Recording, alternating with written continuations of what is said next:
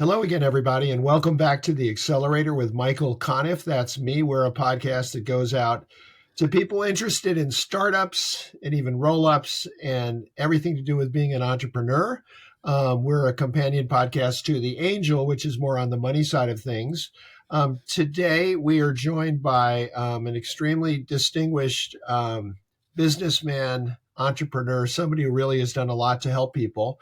Dave Liniger is former top executive, one of the top executives, at least at Real Max. Did I say that right? No, I got that wrong. Remax, excuse me, Right. Remax. And Dave has written a book called The Perfect 10. Is it okay if I call it a self-help book for entrepreneurs, Dave? Yes, that would be appropriate. Okay, so tell us, first of all, tell us about, sort of in a nutshell, your career with Remax, which grew into one of the great real estate empires in the world. How did that come about, and what was your role in that growth? Well, I was in the United States Air Force for several years. During part of my enlistment, when I was stateside, I started buying and fixing up houses, and eventually led me to get a real estate license, not to ever sell real estate, but to save the commission on my deals.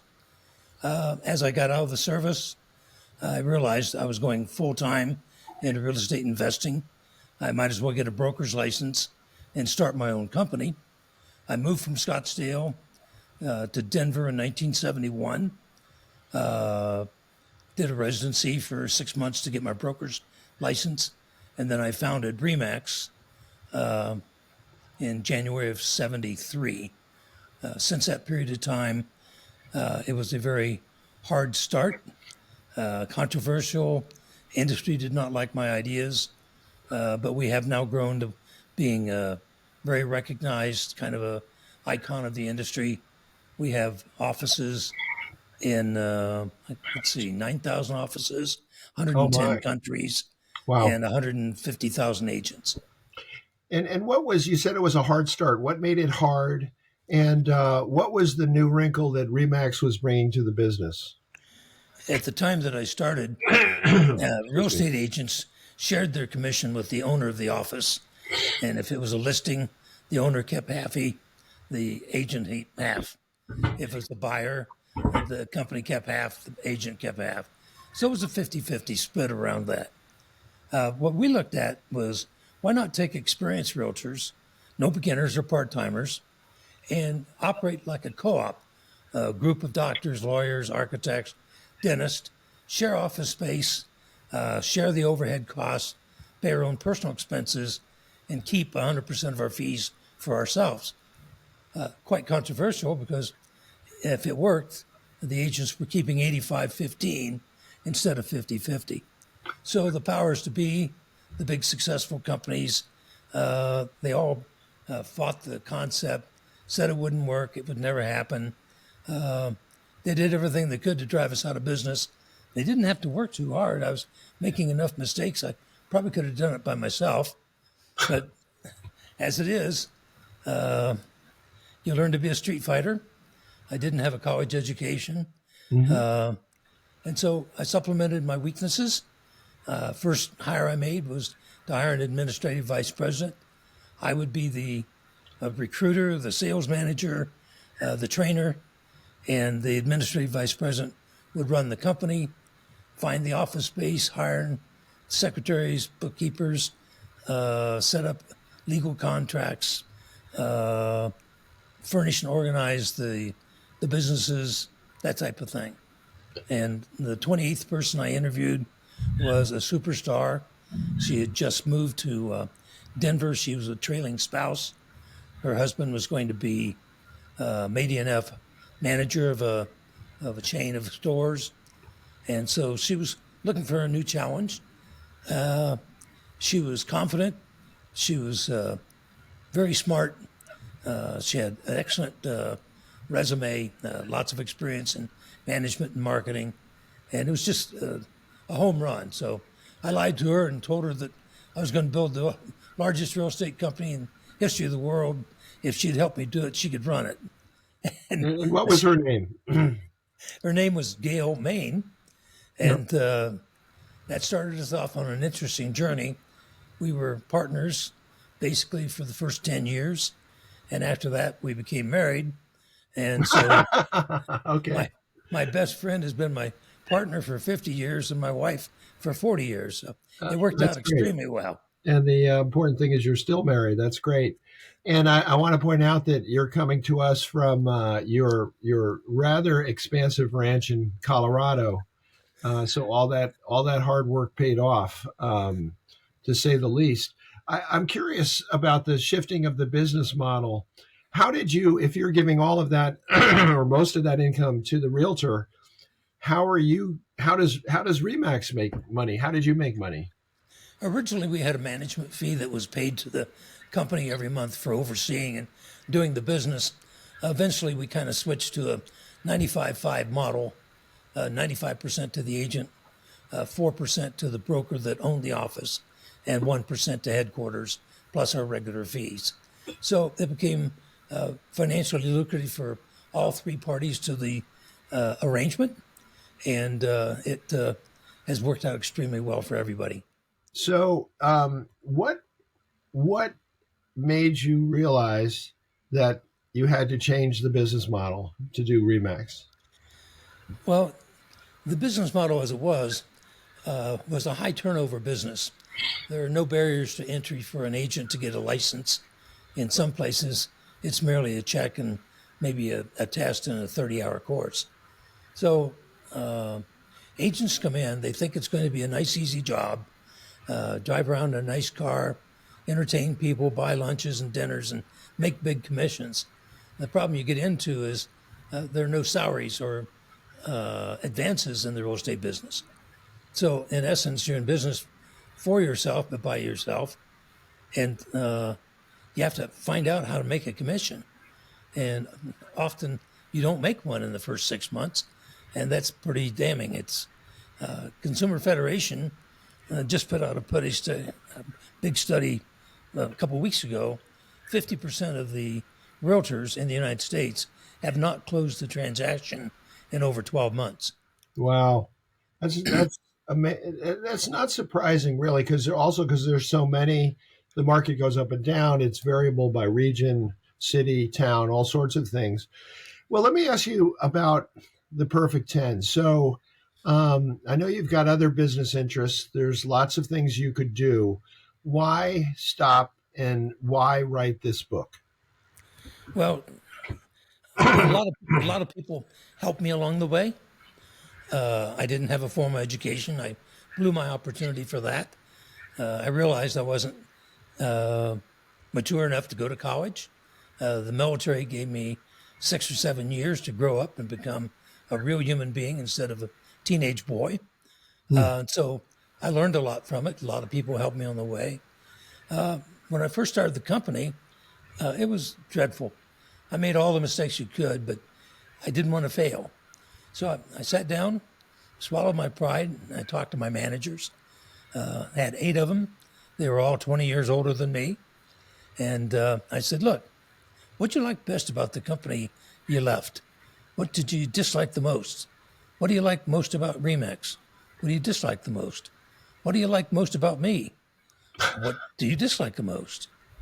Can you teach me, with your maturity and your success and my idealistic idea, if I can build this empire, can you train me to be the leader you want me to be?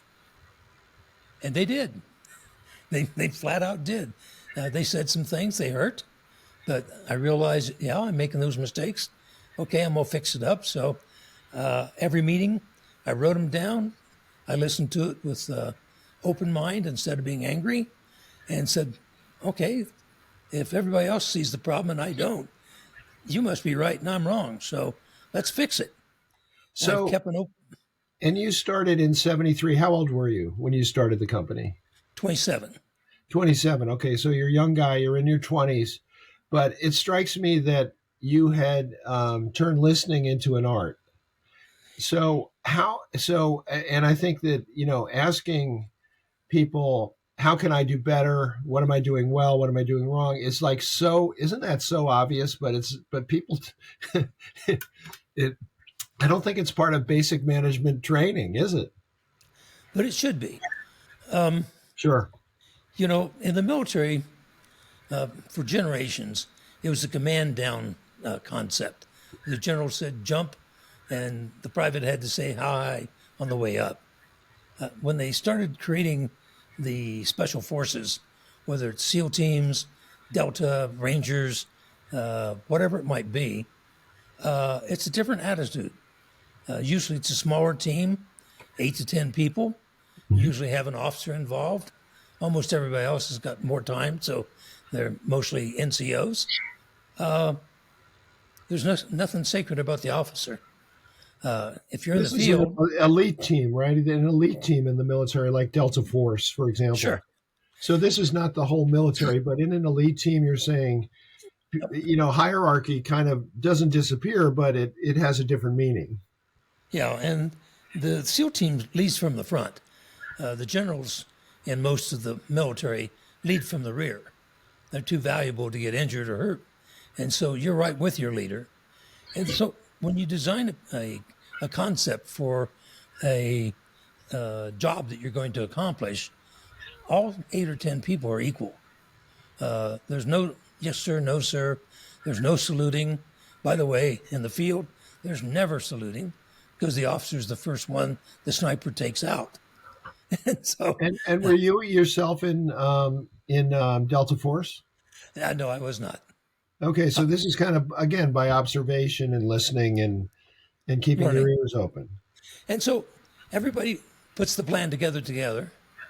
They rehearse together. They actually do the mission together.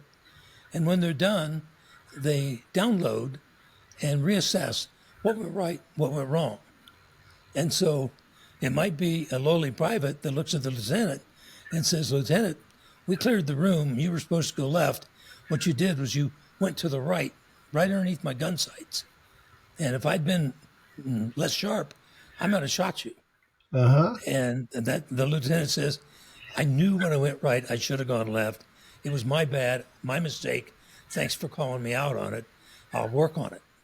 And so, now, how is this represented? This kind of concept, these concepts represented in your book, The Perfect 10?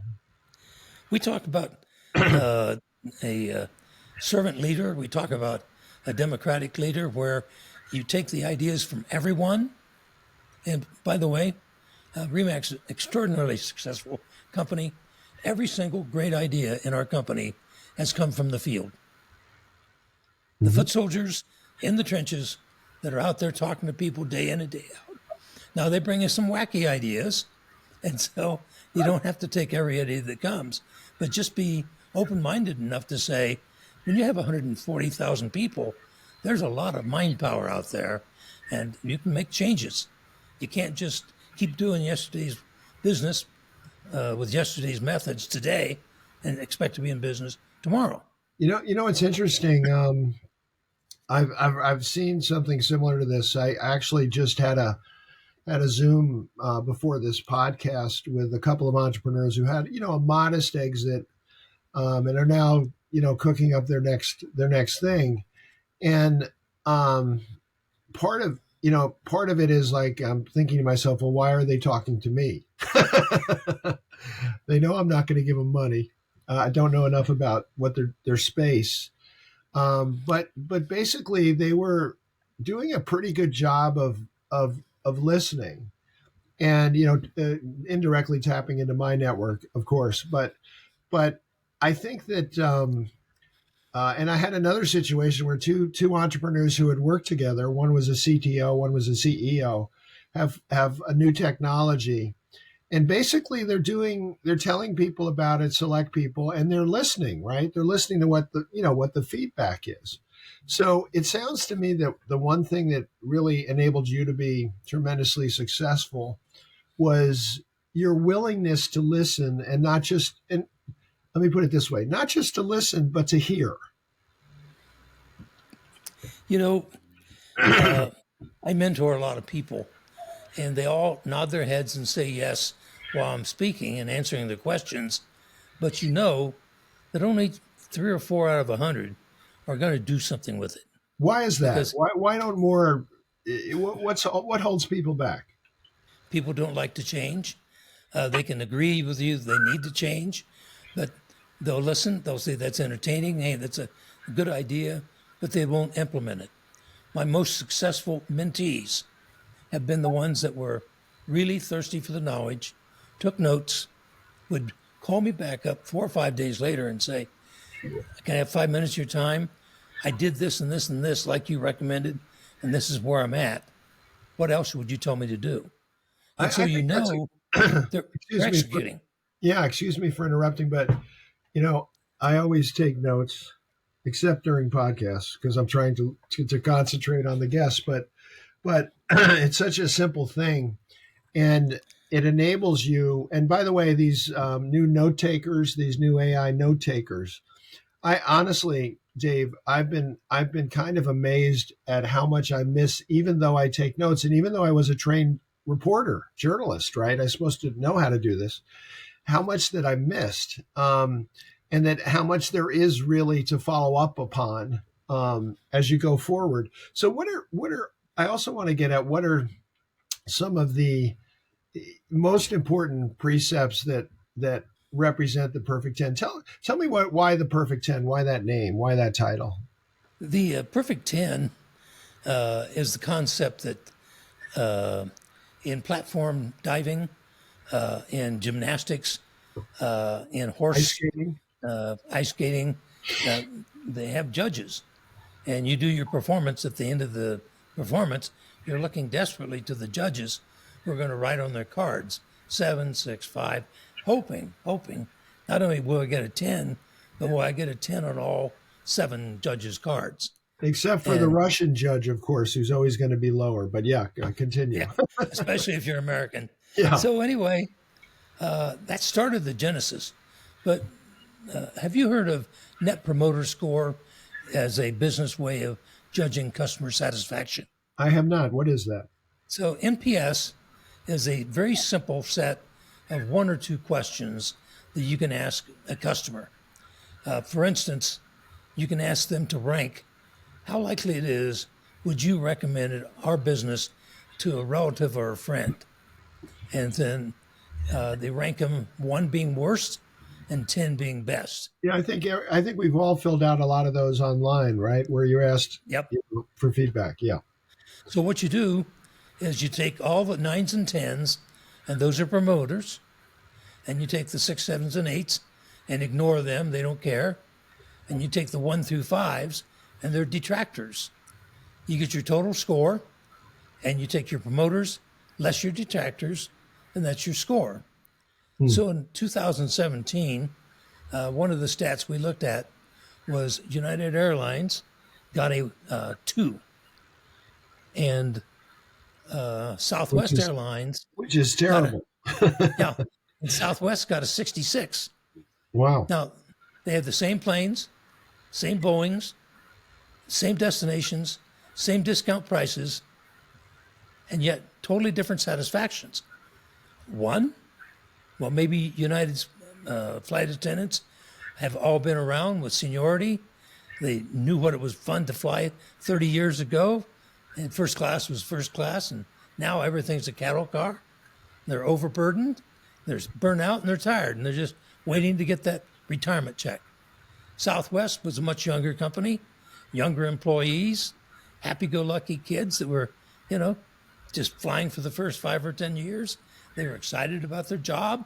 They laughed and joked with the audience. The pilot makes a bad landing. They want him to grab the mic and say, well, welcome here. Kangaroo made it again.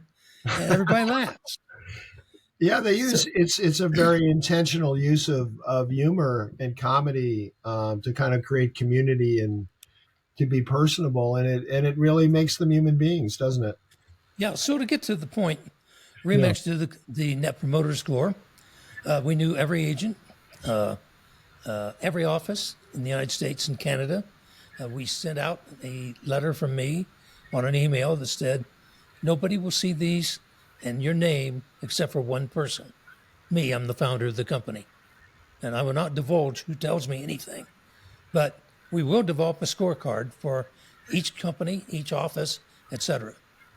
Open rate was fabulous. I'm very popular in the company. I've been speaking to them for 55 years. I'm one of them. We got an overall score of 72.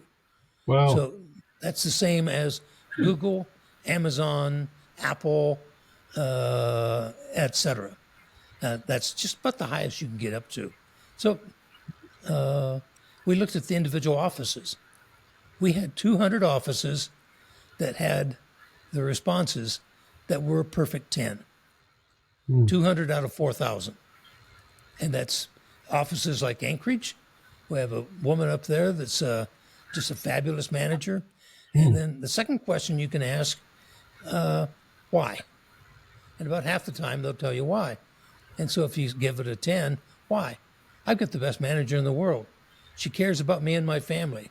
Every time I have a problem, I can go to her and she's got a smile on her face and said, we can work this out. So you go through those answers. We had 200 that got an actual minus 100, the worst you could get. And that's 200 out of 4,000 offices.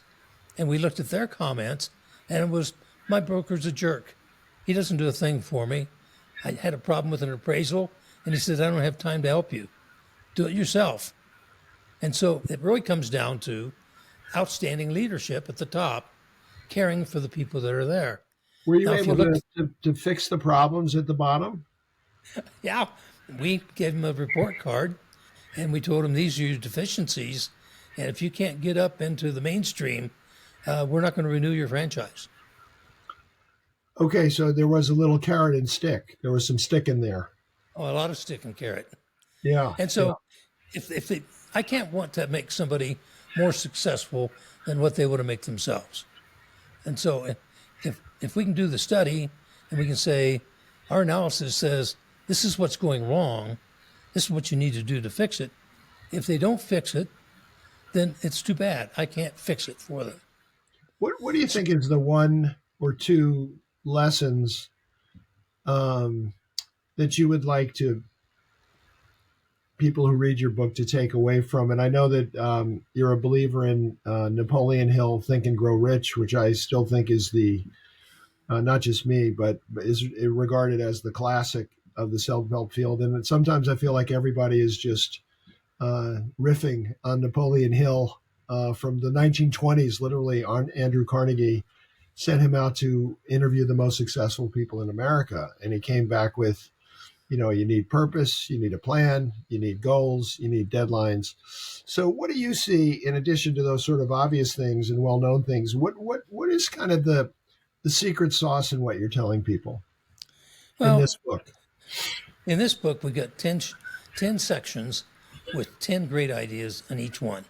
One section's on leadership, one's on scalability and making your company bigger, one's on team building, one's on personal development.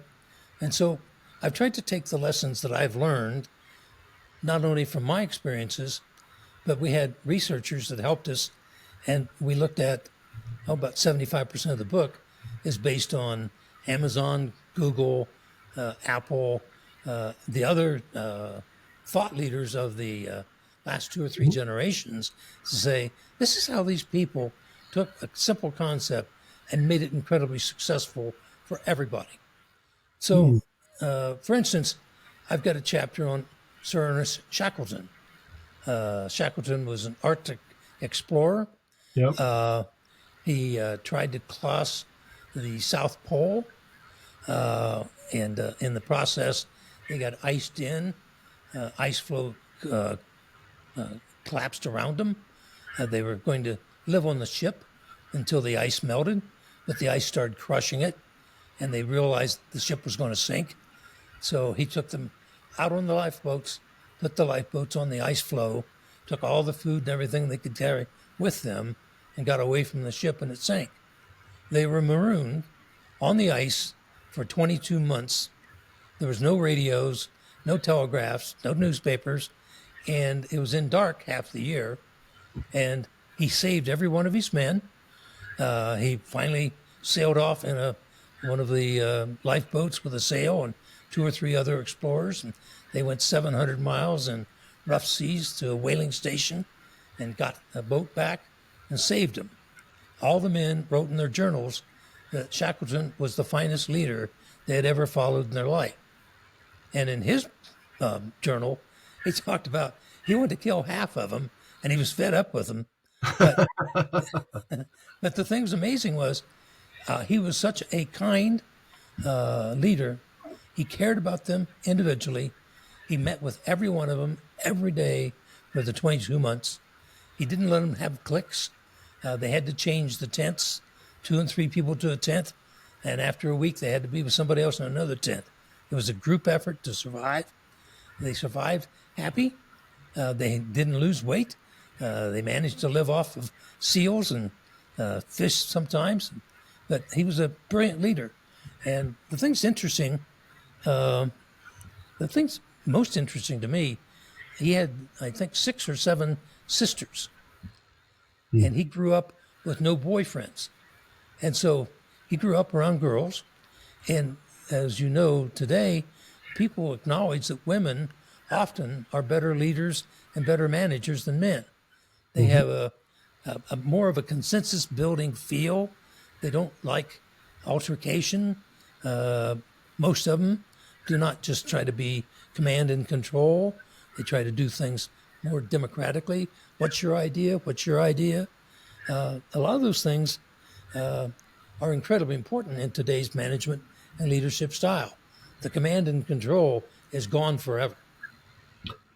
Yeah, it's a different world, but it's interesting from the Arctic tundra to Remax, finding the threads there.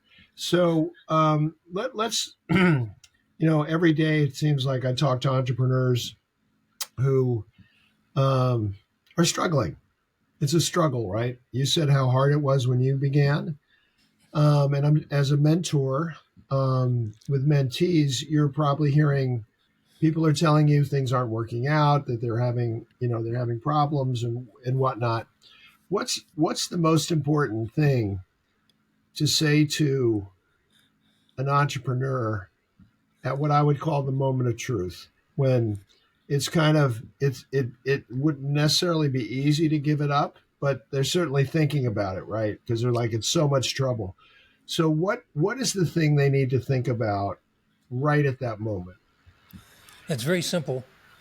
Why are you doing this? Mm-hmm. Why are you abusing yourself? Why are you getting killed? Why are you taking all the lumps? What is it that makes you go? And what that comes down to is, what were you doing it for? Why were you doing it? What was your mission? My mission in Remax had nothing in it written about mission, goals, vision, anything. It was, I wanted to make life better for top producers, because there's so many beginners and part-timers and losers in my business, and the overhead is wasted on trying to make 1 out of 10 successful and watching 9 out of 10 fail. And so my idea was, why not do this co-op only with good, successful people you were proud to be working with, and us keep the majority of the money and have the lifestyle we wanted. And so when your passion is that there's a reason for what I'm doing this, and it's not chasing the almighty buck, you can't quit. That's your life. That's the dream you had. My dream wasn't to make millions. I certainly did, but you can get everything in the world you want as long as you help enough other people get what they want. And so I think that just comes to the stick-to-itiveness, the grit, the ambition that I will not fail. I will not quit. Yeah. Yeah, no, that's really well said. I want to remind everybody this is the Accelerator with Michael Conniff. We're the companion podcast to The Angel. Make sure to sign up for our Substack email newsletter, which delivers all podcasts right to your email box. We're also up on Spotify and YouTube with audio and video, and then on all the major podcast platforms, Audible, Amazon, Apple, and others that don't just begin with the letter A. Our guest today is It's really been a privilege. The founder of Remax, Dave Liniger, he has written a new book. It's out, right, Dave? The Perfect 10. Is it out? Yes. And can you buy it now? The official publication date is March the 24th or 26th. Coming up soon in a couple weeks. But I want to say, like, I've read big portions of this book. I've read a lot of self-help books, and I think this is really one of the best ones I've read, in part because you kind of incorporate a lot of other ideas in other books, just as you were a great listener as a CEO. So we want to thank you for so much for being with us, and wish you best of luck. Thank you, Michael. With That was the book fun. in the snows of Colorado. And thank you all out there. As we like to say, we'll be back with another podcast before you know it.